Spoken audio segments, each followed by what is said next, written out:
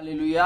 सबको जय मसीह की परमेश्वर के नाम की महिमा हो। आज हम देखेंगे एक कनानी जाति का विश्वास, और ये हमें देखने को मिलता है मत्ती रचित सुसमाचार उसका 15वां अध्याय की 21वीं आयत से लेकर और ये है 28वीं आयत तक। यदि आपके पास बाइबल है तो हमारे साथ खोल लीजिए। सबसे पहले नया नियम खोलिए, उसके अंदर आपको 15वां अध्याय मिलेगा और उसके अंदर 21वीं आयत से 28वीं आयत तक हमारे साथ पढ़िए। एक कनानी औरत का विश्वास। सबसे पहले हमेशा की तरह हम इसको उर्दू में पढ़ेंगे और इन चंद आयतों को उर्दू में पढ़ने के बाद हम इसको हिंदी में पढ़ते हुए एक्सप्लेन करने की कोशिश करेंगे। आप इस वीडियो को स्किप मत करना, क्योंकि शैतान नहीं चाहता कि आप परमेश्वर के नाम में बढ़े। और आइए पढ़ते हैं सबसे पहले उर्दू में। एक कनानी औरत का ईमान, इसका शीर्षक उर्दू में है एक कनानी औरत का ईमान। फिर यीशु वहां से निकलकर सूर और सैदा के इलाके को रवाना हुआ, और देखो एक कनानी औरत उन सरहदों से निकली और पुकार कर कहने लगी, ए खुदावंद, इब्ने दाऊद मुझ पर रहम कर, एक बदरूह मेरी बेटी को बहुत सताती है। मगर उसने उसे कुछ जवाब न दिया। उसके शागिर्दों ने पास आकर उससे ये अर्ज की, उसे रुखसत कर दे, क्योंकि वो हमारे पीछे चिल्लाती है। उसने जवाब में कहा, मैं इजराइल के घराने की खोई हुई भेड़ों के सिवा और किसी के पास नहीं भेजा गया। मगर उसने आकर उसे सजदा किया और कहा, ए खुदावंद, मेरी मदद कर। उसने जवाब में कहा, लड़कों की रोटी लेकर कुत्तों को डाल देना अच्छा नहीं। तो उसने कहा, ए खुदावंद, क्योंकि कुत्ते भी उन टुकड़ों में से खाते हैं जो उनके मालिकों की मेज से गिरते हैं। इस पर यीशु ने जवाब में उससे कहा, ए औरत, तेरा ईमान बहुत बड़ा है, जैसा तू चाहती है तेरे लिए वैसा ही हो। और उसकी बेटी ने उसी घड़ी शिफा पाई। परमेश्वर का वचन उर्दू में सुने जाने पर परमेश्वर आपको आशीष दे, बरकत दे। अब इसको हिंदी में देखते हैं। कनानी जाति की स्त्री का विश्वास। और 21वीं आयत में कहते हैं, यीशु वहां से निकलकर सूर और सैदा के प्रदेश को चला गया। तो जहां पर यीशु मसीह है, परमेश्वर के नाम की चर्चा कर रहे थे। आकाश आकाश मतलब स्वर्ग के बारे में बता रहे थे। अशुद्ध करने वाली बातें कौन सी है और परंपरा पालन क्या है, और गणेशों में रोगियों को चंगा करने के बाद, इन सारी बातों के बाद है हम देखते हैं कि यीशु मसीह है वो वहां से निकलकर सूर और सैदा नामक सिटी में चले जाते हैं। और उस प्रदेश से एक कनानी स्त्री निकली और चिल्लाकर कहने लगी, हे प्रभु, दाऊद की संतान, मुझ पर दया करो, और मेरी बेटी को दुष्ट आत्मा बहुत सता रहा है। तो जब यीशु मसीह वहां पर था तो एक कनानी स्त्री वहां पर आई, कन्नान देश की एक स्त्री आई और कहने लगी, प्रभु मुझे बचा, मेरी बेटी को बचाओ, उसको दुष्ट आत्मा है, वो मारे जा रही है, बहुत ही परेशान कर रही है। पर उसने उसे कुछ उत्तर नहीं दिया। लेकिन यीशु मसीह ने उसकी चिल्लाहट सुनी, लेकिन उसकी रिक्वेस्ट पर कोई रिएक्ट नहीं लिया। तब उसके चेलों ने आकर उससे कहा, इसे विदा कर, क्योंकि वह हमारे पीछे चिल्लाती हुई आ रही है।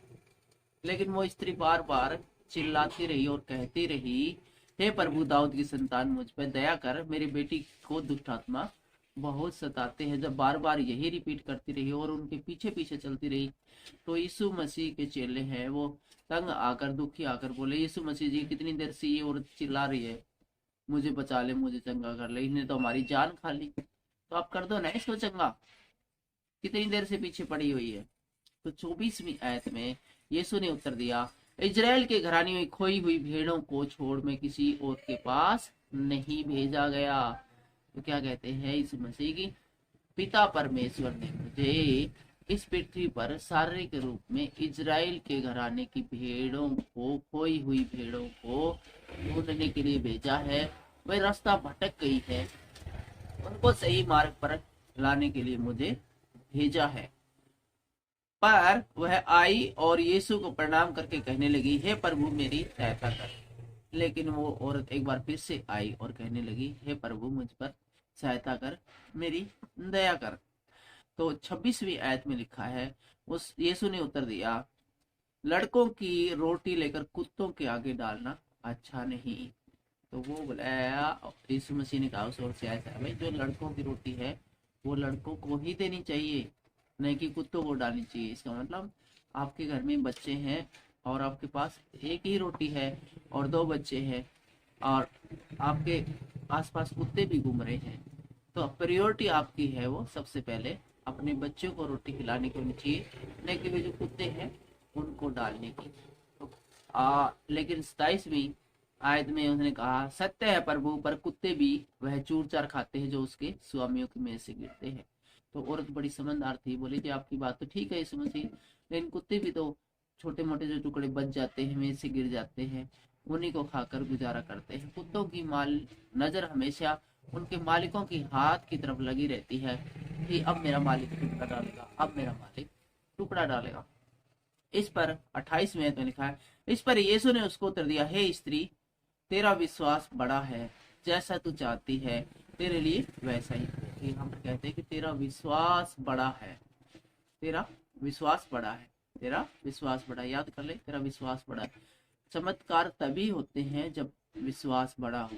यदि आपका विश्वास छोटा है तो फिर चमत्कार नहीं होगा।